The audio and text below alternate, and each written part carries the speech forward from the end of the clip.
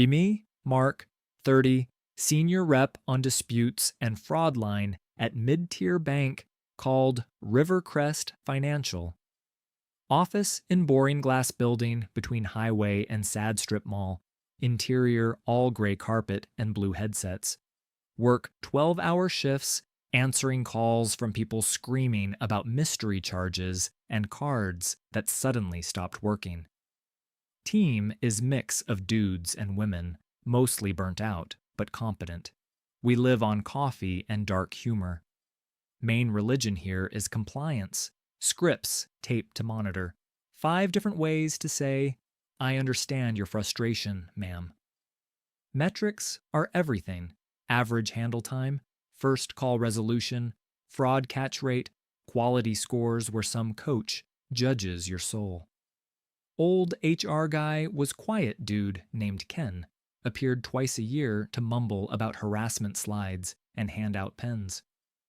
One Monday, Ken disappears from org chart, calendar pings with all hands, reimagining care at Rivercrest.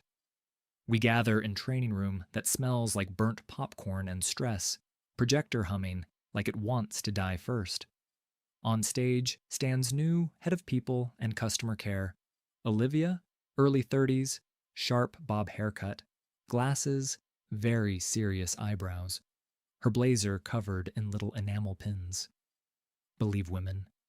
The collar is always her, tiny fist inside heart. Slide behind her reads, From transaction center to healing space. My soul tries to climb out through my ears. She talks about spending weeks listening to recorded calls, says she heard pattern of men doubting and disciplining women's voices.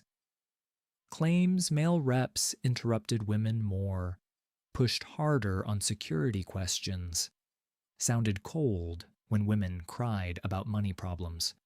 Says bank has duty to be sanctuary from economic abuse, not just fee machine, drops phrase feminist customer care with straight face. Announces pilot program called Her First Line, designed to rebalance who gets believed and how quickly women get relief. Ray, our line manager, whispers to me that nothing good ever starts with a rebranding of the phone queue. Following week, our dispute software gets new colors. Pink banner across top of screen reading Her First Active. First visible change, new field on every customer profile labeled voice category, defaulting to unknown until call analyzed. System uses caller's pitched voice plus 2 security questions to tag F or M. Olivia calls it gentle gender inference. She insists it's not discrimination, it's corrective prioritization, which sounds like phrase a villain AI would use. New rule states when call volumes spike, female-coded callers must be answered first wherever possible. Men can wait. There's literal pop-up that tells us FQ at 60 seconds, MQ at 4 minutes, equity in action. We also get updated script sheets for trauma-aware response with women, full of lines like, I believe you, this isn't your fault. Line coaches tell us male reps will be scored partly on whether we use nurturing phrases with women at least 3 times per call. Next change hits a week later, quietly slid into training as verification softening for vulnerable groups. For female callers claiming distress, we now must adapt verification to avoid reproducing interrogation dynamics. Means if she fails one security question, we can offer relationship-based verification instead, like recalling recent merchants or patterns. Policy also says we should avoid aggressive repetition of questions, limit number of times we ask about passwords or PINs. Compliance guy looks like he swallowed a stapler. Olivia just keeps saying, we're still secure, just less suspicious of women. Third layer is economic justice credits, basically little internal point system only women cardholders can get. If woman calls about abusive ex using her card, we can instantly reverse fees, boost refund limit, skip some documentation. Men with same story still have to go through old process with forms and waiting. Olivia calls that correcting power imbalance. Murmurs around floor not happy, but nobody wants to be guy who argues against helping victims of abuse. Few weeks later, she adds safe ear routing, which means any incoming call flagged as woman talking about fear must go to female rep. If male rep answers, we must transfer as soon as she says words like unsafe, scared, or my ex. Idea is women feel safer with women. Reality is afternoon shifts have 2 women online and 20 dudes drowning in blue queue. Calls start bouncing between desks because keyword detector thinks, I'm scared my balance is wrong, counts as trauma phrase. Women reps get slammed with emotional cases and Olivia's praise. Men get slammed with everything else and Olivia's side eye. We joke in break room that we're now 2 separate banks, one pink, one blue, both equally broke. I'd probably just grumble forever if it stayed minor pain, but criminals unfortunately read social media and patch notes better than executives. Rivercrest runs blog about new her first commitment. Some marketing genius makes cute infographic about believing women faster. Story gets picked up by small business magazine, then by bigger outlet that loves woke bank headlines. Olivia goes on podcast. She brags that women no longer have to fight past suspicion to get refunds, mentions softer verification, all without legal present. Somewhere, ears perk up that shouldn't, because suddenly our fraud pattern shifts in weird, subtle way. Normally, sketchy calls about big refunds come mostly from obvious scripts, bad accents, wrong names, easy to chill or deny. A month after podcast, we start seeing more perfect women callers, calm voices, right details, just slightly too smooth with story. They claim cards stolen by boyfriends, charges at electronics stores, and jewelry they never saw. Want money back quickly. Tone is mix of fragile and coached. They hit all Olivia's trigger phrases: unsafe, violated, gaslit, worried about rent. Per policy, we go softer, skip some harsh verification steps if they get emotional, mark accounts as abuse risk, prioritize relief. I start getting unsettled when 3 of these almost identical stories land same afternoon, all tied to purchases in same city, 2 states away. Flag pattern to Ray, he says fraud team is looking, but they're under pressure not to label too many women as scammers. Olivia had told them false positives on women were revictimization, her favorite big word in long emails. We add note, possible organized fraud on internal channel, suggestion to tighten rules again for large refunds, especially electronics. Next day, Olivia joins chat and replies that fear-based reversion to suspicion model is exactly what patriarchy wants. She writes paragraph about how fraudsters will always exist, but our stance toward women must not be shaped by male crime. Fraud manager privately messages me thanking for pattern catch, but says hands tied until someone higher than Olivia pushes back. Upper management loves press from her first. See short-term bump in women's satisfaction scores. Do not want buzz killed by nuance. Meanwhile, new internal training appears called Interrupting Male Doubt, shown only to male agents in special session. Video shows actors playing male rep and crying woman. Coach stops scene every time man asks for more detail, calls it disbelief. We're told every "are you sure" with women is microaggression, better to validate first, Leave messy details later. I ask Coach, what if details matter to stop fraud? He says, fraud is separate team's job, your job is care. Feel weird because job title literally says Fraud and Disputes Specialist. But apparently that was last season's lore. Peak absurdity arrives with red flag reframing.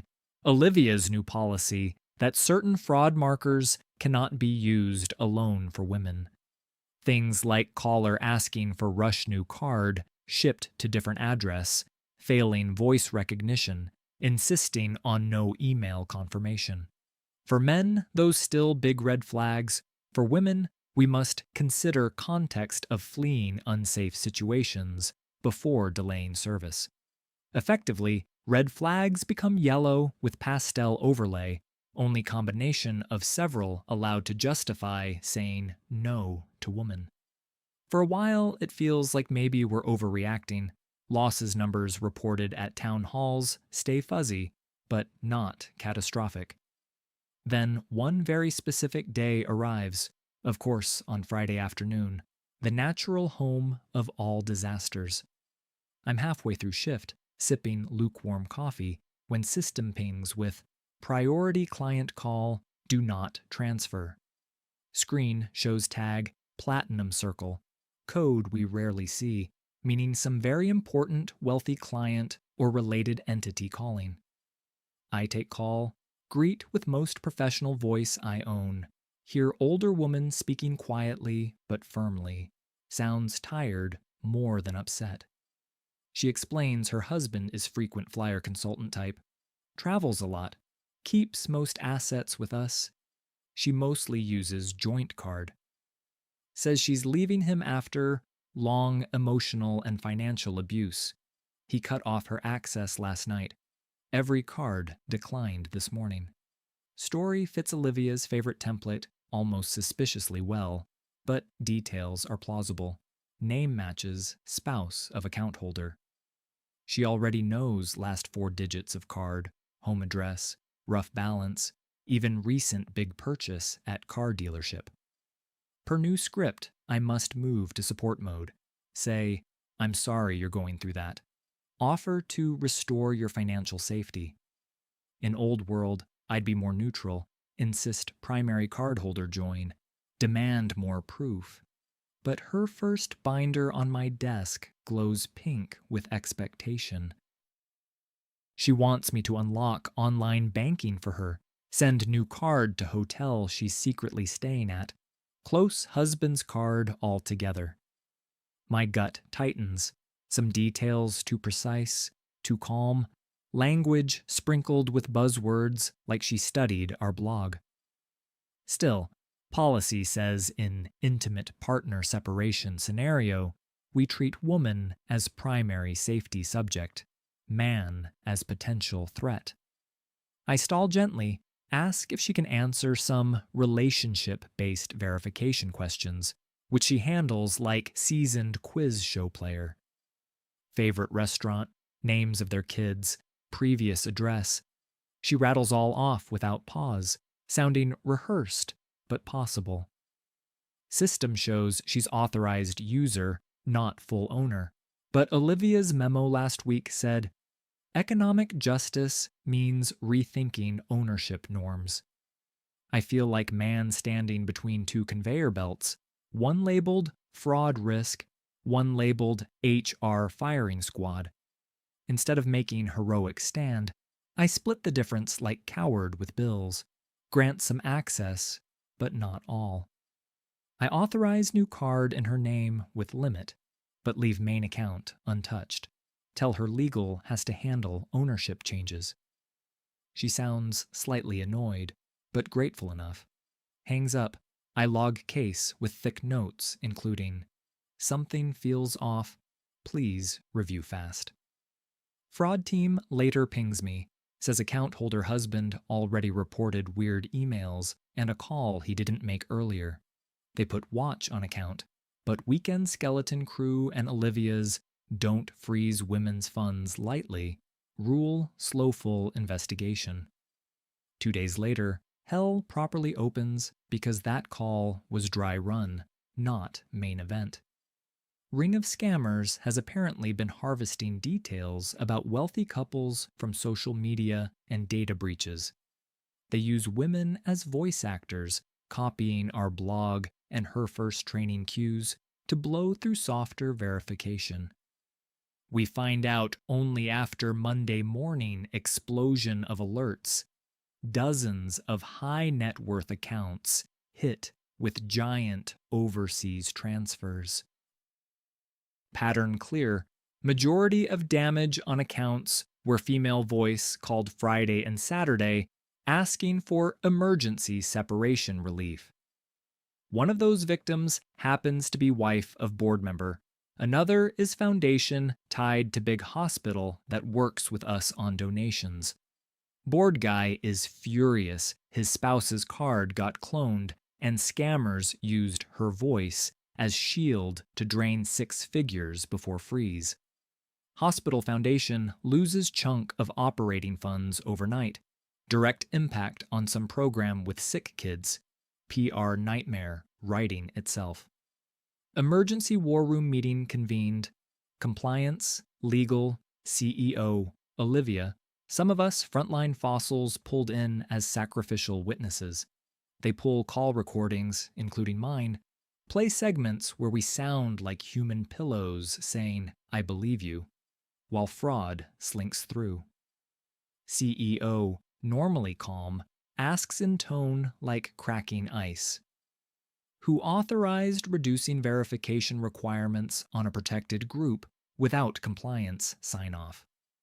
Compliance head looks at Olivia. She starts explaining about implicit biases and centering survivor safety. Phrases bouncing off wall like foam balls.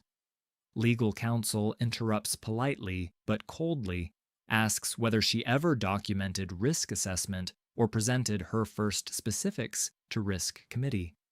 She says risk committee only hears about numbers, not lived experience, decided to move quickly and show impact first. Counsel says regulators tend to hear about numbers too, especially when those numbers describe money exiting bank illegally. Fraud manager shows charts before and after her first spike in certain type of losses, attempts to flag that were downvoted by Olivia's comments. They pull internal chat logs where she called requests for tightening controls panic and accused teams of weaponizing worst-case scenarios.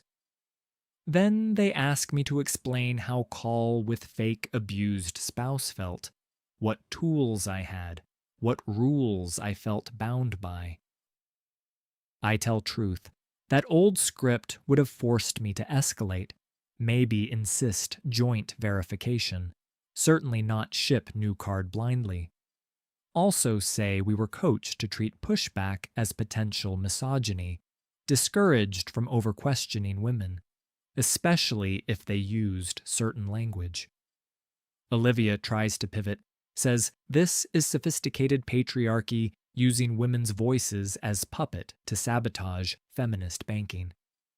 CEO just stares at her, something in his face saying he's decided exactly how much of his career he's willing to burn for this. Meeting ends with vague phrases about full external review. Immediate suspension of her first elements that touch verification. By end of week, pink banners vanish from our screens. Safe ear routing turned off. Scripts quietly rolled back to gender neutral. Email arrives Friday afternoon, as always, from HR address not signed by Olivia, announcing leadership transition in people and care. Thanks given for her passion and vision, usual line about pursuing new opportunities, rumor mill whispers she left under regulatory cloud. Memos follow from compliance, reminding everyone that security steps are not optional or adjustable based on feelings. Fraud team doubling staff for months to unwind mess, chasing money across borders, trying to keep regulators from chewing us alive. On floor, women reps mostly relieved, says her first dumped hardest calls on them and set them up to be emotional sponge for criminals. Men reps weirdly feel guilty, like we should have fought harder against obvious holes, even if risked being labeled misogynists in meetings. I keep grinding shifts for a few more months, handling angry calls from victims of scam ring, offering apologies and scripted empathy. Sometime later, recruiter from boring regional credit union calls says they need someone with fraud experience, smaller scale, more stable. Their selling point, honestly, is we don't run social experiments on security protocols, we just follow them. I take interview, questions mostly about handling tough conversations and reading weird patterns. None about my feminist journey on phones. Offer comes with slightly better pay, calmer pace, clients that yell less because their balances have fewer zeros to lose. On last day at Rivercrest, I sit for minute with headset unplugged, listening to floor hum, screens mercifully free of pink banners. Think about Olivia somewhere giving talk at conference about lessons from gendered Trustpilot, spinning this whole fiasco as necessary disruption. Don't feel like avenging angel. I mostly did my job and flinched when policy bullets flew past, not into me. Sometimes biggest win isn't watching ideologue dragged on Twitter. It's when bank quietly decides compliance beats vibes. And you move somewhere, people still believe in fairness, but don't give fraudsters a script to walk right through the front door.